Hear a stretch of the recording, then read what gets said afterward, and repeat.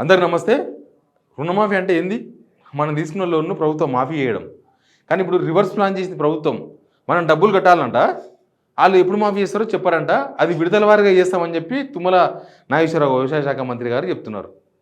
ఇప్పుడు కొత్తగా స్టార్ట్ చేసిన కొత్తగా యాప్ తయారు చేశారంట.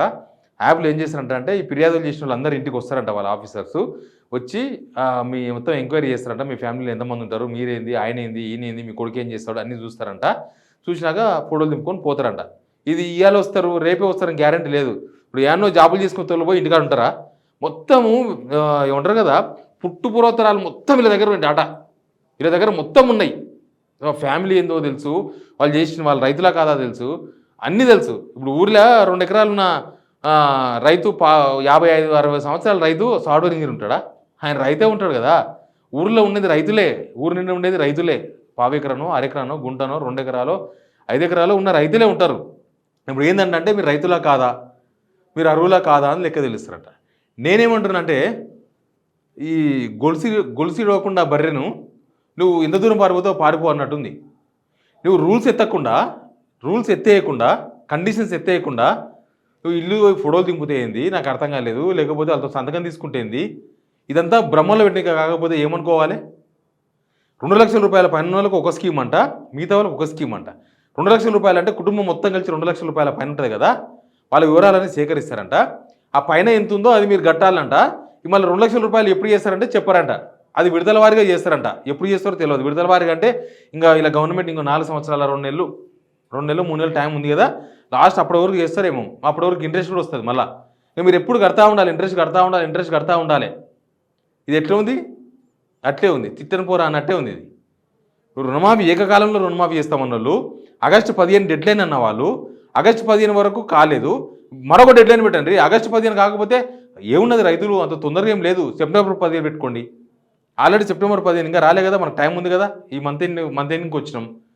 సెప్టెంబర్ 15 డేట్ పెట్టుకోండి. కట్ ఆఫ్ డేట్ ఉండాలి కదా. మీరు కట్ ఆఫ్ డేట్ లోపు మీరు 2 లక్షల రూపాయల పైన ఉన్న లోన్ కట్టండి. ఆ మిగతాదంతా కూడా మేము విత్ ఇన్ ఏ డే, మీరు ఈ తేదీలోపు కట్టుకోండి, మేము ఈ తేదీ నుంచి ఈ తేదీలోపు మేము రుణమాఫీ చేసేస్తాం. అట్లా ఉండాలి లెక్క. మీరు రూల్స్ ఎత్తేయకుండా అన్ని రూల్స్ పెట్టి మీరు అన్ని రూల్స్ పెట్టడంతోనే కదా. ఒకవేళ రూల్స్ కాకుండా రూల్స్ సంబంధం లేకుండా వీళ్ళకి రుణమాఫీ చేయలేదంటే మీరు కావాలని చేయనట్టు రుణమాఫీ. అట్లే అర్థం చేసుకోవాలి. మీరు రుణమాఫీ చేయాలని మీకు లేనట్టు, మీ మనసుకు లేనట్టు, ఎంతసేపటికి వాళ్ళకి ఎంతమందిని కట్ చేద్దామని లెక్కలు చేసినట్టు భావించాల్సి వస్తుంది. మీరు రుణమాఫీ చేయాలనుకున్నప్పుడు ఈ రూల్స్ పెట్టరు. ఈ రూల్స్ పెట్టి మీరు ఇంకా మళ్ళీ మేము యాప్ చేస్తాం, డౌన్లోడ్ చేస్తాం, అప్లోడ్ చేస్తాం, రేషన్ కార్డు తీసుకుంటాం, ఆధార్ కార్డు తీసుకుంటాం అంటే వేస్ట్. ఏం రూల్స్ అవి? అవి కట్ చేసే రూల్స్, రుణమాఫీ ఇచ్చే రూల్స్ కాదు. రుణమాఫీ ఇచ్చే రూల్స్ అయితే ఇవ్వాలనుకుంటే, ఇప్పటికైనా రుణమాఫీ చేయాలనుకుంటే 2 అంశాలు. మీరు ముందు ఆ కండిషన్స్ ఎత్తేయండి. కండిషన్స్ ఎందుకు ఎత్తేయమని అడుగుతున్నా అంటే అందరికీ వేయాలని అడుగుతారు కొంతమంది. అంటే అందరికీ వేయాలన్నా, 100 ఎకరాల ఆసాంకి వేయాలన్నా, ప్రభుత్వ ఉద్యోగికి వేయాలన్నా అంటారు. ప్రభుత్వ ఉద్యోగుల్లో నేను చెప్పినా కదా, 4th క్లాస్ వాళ్ళు కూడా ఉంటారు. కానిస్టేబుల్ ఉద్యోగం చేసుకున్న వాళ్ళకు రుణమాఫీ కాలేదు. కానిస్టేబుల్ జీతాలు లక్షల రూపాయలు ఉంటాయా? ఇంకా చిన్న క్లర్కు అట్లాంటి జాబ్స్ ఉంటాయి, వాళ్ళకు కూడా కాలేదు. అట్లాంటి వాళ్ళకి చేయండి. లేదు మేము పాలసీ తీసుకున్న ప్రభుత్వ ఉద్యోగులకు చేయకూడదు అంటే, ఎవరైతే ప్రభుత్వ ఉద్యోగులు ఉన్నారో, ఒక రేషన్ కార్డులో 4 ఉంటే దానిలో 2 అన్నదమ్ములు ఉంటే, ఒక ఆయన ప్రభుత్వ ఉద్యోగి ఉంటే, మీరు ఆ రేషన్ కార్డులోకి ఎవరికి వేయాలి? మీరు ఆ రూల్ ఎత్తేసేయండి. ఆ ప్రభుత్వ ఉద్యోగి ఒక్కరికి కట్ చేయండి. మిగతా రేషన్ కార్డులో ఉన్న వాళ్ళు ఇంతమంది తండ్రి, తల్లి, ఇంకో అన్నదమ్ముడు ఎవరు ఉన్నారు కదా, వాళ్ళకు రుణమాఫీ చేయండి. ఆ రూల్ ఎత్తేయాలి. మీరు రుణమాఫీ రేషన్ కార్డు లేకపోయినా రుణమాఫీ చేస్తామన్నారు కదా. మీరు రేషన్ కార్డు ఉన్న వాళ్ళకే చాలామందికి రుణమాఫీ కాలేదు. ఇప్పుడు మీరు ఆ రూల్ ఎత్తేయాలి. రేషన్ కార్డుతో మీకు సంబంధం లేదన్నారు కదా, మళ్ళీ ఆ రూల్ ఎత్తకుండా మీరు పోయి ఫోటోలు దింపుకుంటే ఏమొస్తుంది?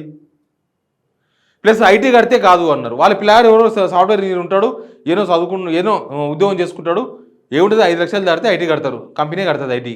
ఇంకా ఆయన రేషన్ కార్డులు ఉన్నారు కాబట్టి ఊర్లో ఉన్న ఈ రైతుకు రుణమాఫీ చేయరా? మీరు ఆ రూల్ ఎత్తేయాలి కదా.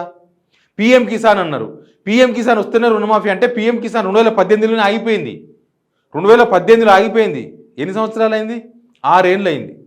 2018 తర్వాత పీఎం కిసాన్ వెబ్సైట్లో రైతుల అప్డేషన్ లేదు. అమ్ముకున్న వాళ్ళు, కొనుక్కున్న వాళ్ళు, పంచుకున్న వాళ్ళు చాలామంది రిజిస్ట్రేషన్ చేసుకున్నారు కదా. అప్పటికిప్పుడు చేతులు మారలేదా? భూములు పంచుకున్నారు. ఒక తండ్రి పేరు మీద ఉన్న భూమి తర్వాత అన్నదమ్ములకు పోతుంది, ఆడపిల్లల పేర్ల మీదకి పోతుంది. ఒకవేళ అన్ఎక్స్పెక్టెడ్గా ఇంట్లో పెద్ద చనిపోతే ఆ భూమి తల్లిదండ్రుల కొడుకుల పేరు మీదకో బిడ్డల పేరు మీదకో పంచుకుంటారు. ఓ భూమిని పిల్ల పెళ్లి కోసం ఎవరికో అమ్ముతారు, ఇంకో ఆయన కొంటారు. లేకపోతే ఎన్నో ఒక రైతుకు పక్కన చిన్నగా ఒక 10 గుంటలో 20 గుంటలో భూమి వచ్చింది, ఆ భూమి కొంటాడు, రైతే కొంటాడు, పక్కనే ఉంది కదా మళ్ళీ ఎవరికో కొనుండు ఎందుకని, వదిలేసుడు ఎందుకని. 2018 తర్వాత అప్డేట్ లేదు. పిఎం కిసాన్ అనే నిబంధనను మీరు ఎత్తేయాలి. ముందు పిఎం కిసాన్ ఎత్తేయాలి, రేషన్ కార్డు అనే నిబంధన ఎత్తేయాలి, తర్వాత రేషన్ కార్డులో ఉన్న వాళ్ళు ఎవరో ఐటీ కడితే అనే దాన్ని ఎత్తేయాలి.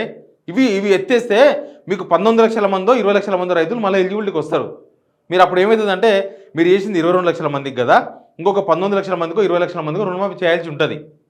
మీరు అన్ని రూల్స్ అన్నీ అట్లే పెట్టి మొత్తం ఎట్లుందంటే తాళాలు వేసి ఇంటికి మొత్తం తాళాలు వేసేసుకొని పోయిరాపో అన్నట్టు ఉంటుంది కథ. మీరు ఓపెన్ చేయండి, డోర్ ఓపెన్ చేయాలంటే ముందు రూల్స్ అన్నీ ఎత్తేసేయాలి. రూల్స్ అన్నీ ఎత్తేస్తే అప్పుడు రైతుకు ఫ్రీ అయిపోతుంది, అప్పుడు వాళ్ళకి ఎలిజిబిలిటీ వస్తుంది.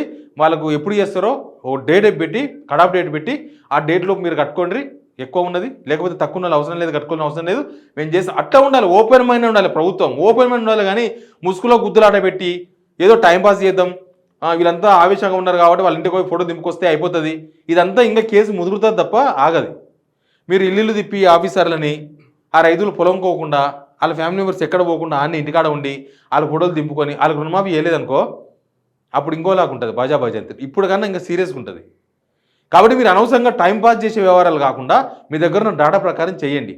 కొందరు పోయినంట ఈ 2 లక్షల రూపాయలు పైన తెలుసుకుందాం అనేసి బ్యాంకుకు పోతే మాకు ప్రభుత్వం నుంచి ఏం ఆదేశాలు రాలేదన్నారంట. మరి ప్రభుత్వం నుంచి బ్యాంకులకు ఆదేశాలు లేకుండా రైతులకు మాత్రం ఎందుకు చెప్తున్నారు ఎక్కువ కట్టుకోపోండి అని? మీరు ముందు బ్యాంకర్స్ మీటింగ్ పెట్టాలి కదా, ఇప్పటిదాకా ఎందుకు పెట్టలే మీటింగు? రుణమాఫీ చేసిన తర్వాత చేసినామని చెప్పుకున్న తర్వాత నిన్న కూడా అన్నారు సీఎం రేవంత్ రెడ్డి గారు, నిన్న కూడా మేము రుణమాఫీ మొత్తం చేసేసినామన్నాడు. ఇంకా చేసేసినాక మళ్ళీ యాప్ ఎందుకు, ఫోటోలు ఎందుకు, అగ్రికల్చర్ ఆఫీసర్లు ఇల్లు తిరుగుడు ఎందుకు? పాపం భయపడుతున్నారు అగ్రికల్చర్ ఆఫీసర్లు. రైతుల ఇంటికి పోవాలంటే ఏమనుకుంటారో, ఏమవుతుందో, పెద్ద లడాయి అవుతుంది ఊర్లోకి పోతే. ఎందుకంటే ఊర్లో 100 మంది రైతులు ఉంటే వీళ్ళు చేసింది 30 మందికి 70 మందికి గాలే, వాళ్ళంతా లడాయి దిగుతారని, వాళ్ళంతా ఏమంటారో ఏం కదా పంచాయతీ ఇద్దామని అగ్రికల్చర్ ఆఫీసర్లు భయపడుతున్నారు. బ్యాంకుల వాళ్ళేమో మాకేం సమాచారం లేదు, ప్రభుత్వం మాకేం చెప్పలేదని చెప్పేసి వదిలేస్తున్నారు. కాబట్టి ఇది చేయాలి, మీరు పైసలు కట్టండి, మేము మాత్రం ఎప్పుడు చేస్తామో తెలియదు అని అంటే కష్టం. ముందు మీరు ఆ పని చేయండి, మీరు రూల్స్ ఎత్తేసేయండి. రూల్స్ ఎత్తేసిన తర్వాత మిగతా వ్యవహారాలు చూసుకోండి, అప్పుడు రుణమాఫీ విషయంలో రైతులకు క్లారిటీ వస్తుంది.